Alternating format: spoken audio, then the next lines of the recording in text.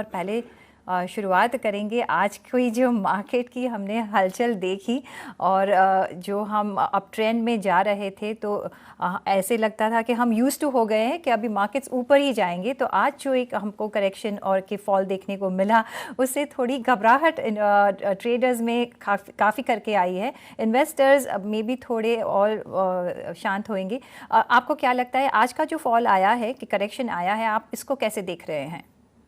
देखिए, एक अच्छे बुल मार्केट में ऐसे शॉर्ट टर्म करेक्शंस होते हैं, वही मजबूती देती है मार्केट को।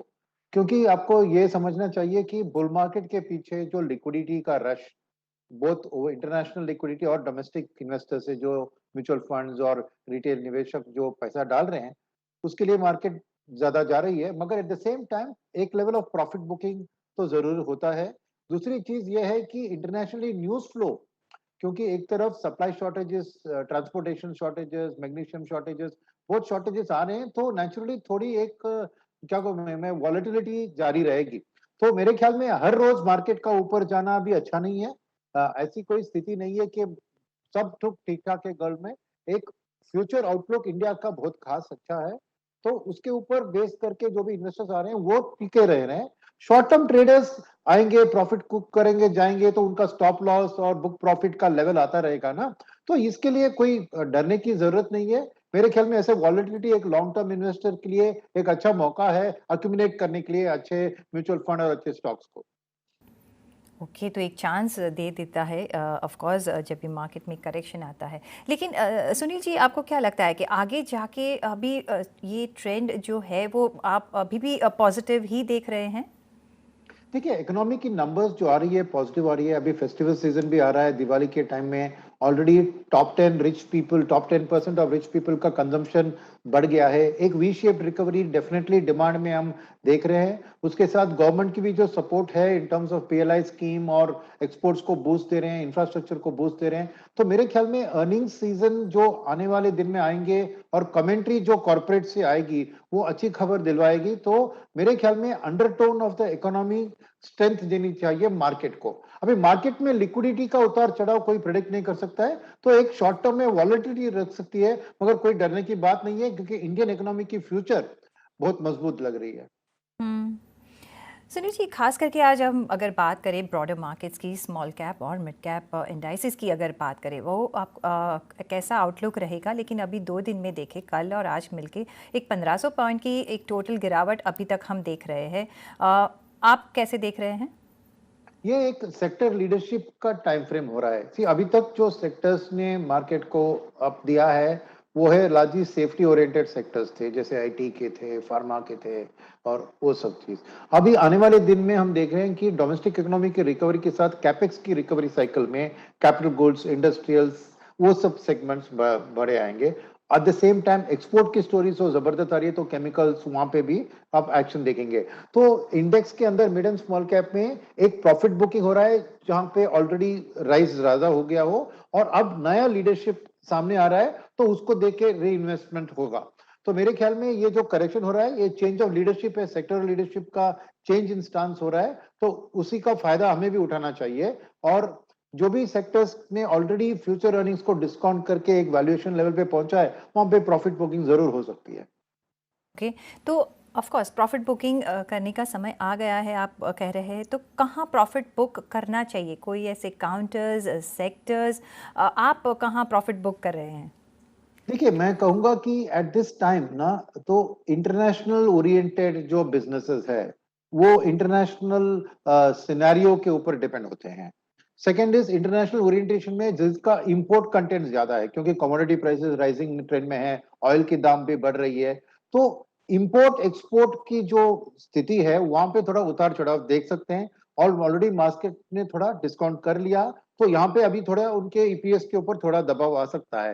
वेरएज डोमेस्टिक इकोनॉमी के ऊपर आप फोकस करेंगे तो मेरे लिए कोई सरप्राइजेस सामने नहीं दिख रहे हैं। इनफैक्ट एक राइजिंग अर्निंग्स का मैं देख रहा हूं। तो मैं एक इंटरनेशनल ओरिएंटेशन से डोमेस्टिक ओरिएंटेशन के ऊपर शिफ्ट कर रहा हूं अपने एक्सपोजर्स को। सो डोमेस्टिक ओरिएंटेड सेक्टर्स पे ज्यादा ध्यान दे रहे हैं। कल हमने देखा कि ऑटो, फार्मा और बैंकिंग सेक्टर में काफ़ी सेल ऑफ होते हुए देखा। आप ये तीनों सेक्टर्स पे कैसे ध्यान दे रहे हैं? तो एक है ऑटो में क्या है कि एक सप्लाई सेमीकंडक्टर का शॉर्टेज है, फिर ऑयल की दाम बढ़ रही है क्योंकि उनके इनपुट जो मटेरियल्स होते हैं वहां पे भी पेंट्स ऐसे टायर्स में इंपोर्टेड क्रूड का ज्यादा इफेक्ट होता है।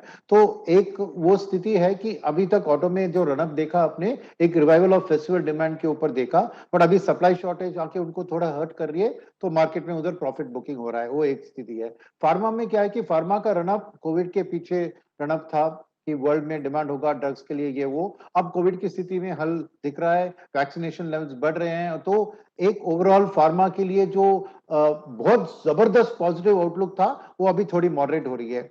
और बैंकिंग एक मिक्स्ड बैग है क्योंकि मेरे ख्याल में अभी भी टॉप क्वालिटी बैंक्स है ना, वो गुड पिक्स हैं, मगर मीडियम साइज बैंक्स और खास करके पीएसयू बैंक्स जहां पे बहुत वैल्यू गैप दिख रहा था, एक शार्प रनअप हुआ था, तो उधर भी एक प्रॉफिट बुकिंग, क्योंकि आने वाले दिन में जो एनपीए के नंबर आएंगे उसके ऊपर थोड़ा डरावट आ गया है मार्केट में कि क्या ये सेकेंड वेव की जो डिफॉल्ट ये सब होगी, जो अभी अर्निंग्स को में डिफ्लेक्ट होगी, तो क्या कुछ डरने की जरूरत है कि नहीं, मार्केट को डाउट है, तो इसलिए थोड़ा प्रॉफिट बुकिंग हो रहा है। मगर थोड़ा मीडियम टर्म के लिए मैं बैंकिंग सेक्टर को अभी भी एक बाइक सेक्टर ही समझूंगा।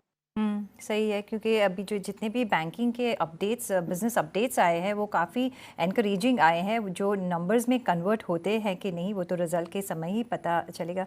दूसरा जो मैं आपको पूछना चाहूँगी कि जैसे रिज़ल्ट सीज़न की हम बात कर रहे हैं और काफ़ी सारे रिज़ल्ट्स आ गए, काफ़ी सारे आने बाकी है, आप कैसे देख रहे हैं, कौन से सेगमेंट के पे आपका फोकस अभी रहा है? देखिए, मेरे को रिजल्ट सीजन में जो एनालिस्ट की कॉन कॉल होती है, मेरे को उनके नंबर में इतना ध्यान नहीं है जितना उनकी कमेंट्री पे ध्यान होगा। जैसे कॉर्पोरेट्स आके बताते हैं कि उनकी फ्यूचर ऑर्डर बुक कैसे दिख रही है, फ्यूचर प्रेशर, प्राइस प्रेशर कैसे दिख रही है, क्या वो इनपुट कॉस्ट प्रेशर को, प्राइसेस को पास ऑन कर सकते हैं, उस चीज के ऊपर ध्यान ज्यादा होगा। ये क्वार्टर का अर्निंग्स को छोड़ दीजिए, जैसे भी आए, क्योंकि एक कोविड वाला क्वार्टर था, सेकेंड वेव का इम्पैक्ट था, तो उसमें ज्यादा ध्यान नहीं देना चाहिए। मेरे को ये एक्चुअल रिपोर्टेड अर्निंग जो है वो इट्स नॉट सो रेलेवेंट, क्योंकि वो हिस्ट्री है। बट फ्यूचर का आउटलुक, यानी आने वाले क्वार्टर्स में क्या कह रहे हैं कॉर्पोरेट सीएफओस अपने फ्यूचर बिजनेस आउटलुक के बारे में, उसके ऊपर डिपेंड होगा कि कौन सा शेयर बढ़ेगा, कौन सा नहीं बढ़ेगा, और उसके ऊपर ही हम अपना फ्रेश एलोकेशंस करेंगे। तो मेरे को कमेंट्री ही मोर इंपॉर्टेंट है इस अर्निंग सीजन में।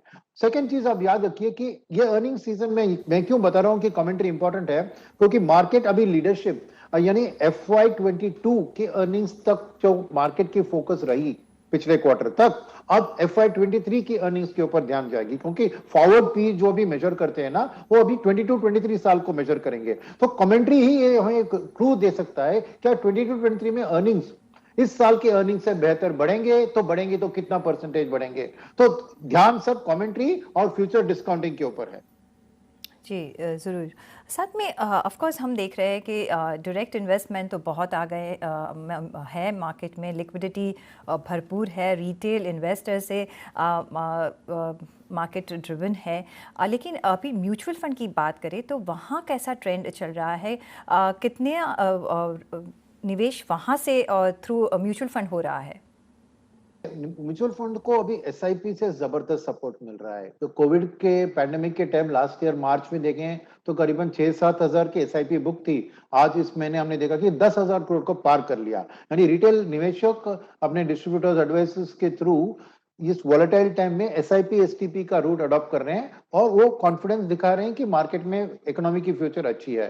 तो एसआईपी बुक एक स्ट्रॉन्ग सपोर्ट है एमएफ्स के लिए। सेकंड, अब नए फंड ऑफर, जो भी नया आइडियाज आते हैं या एक फंड हाउस एक नई ऑफर लॉन्च करती है, तो समझिए कि 3-4 फंड हाउसेस ने करीबन 10,000 करोड़ तक उठाया है न्यू फंड ऑफर्स में। तो लोगों की इंटरेस्ट इन निवेश में है।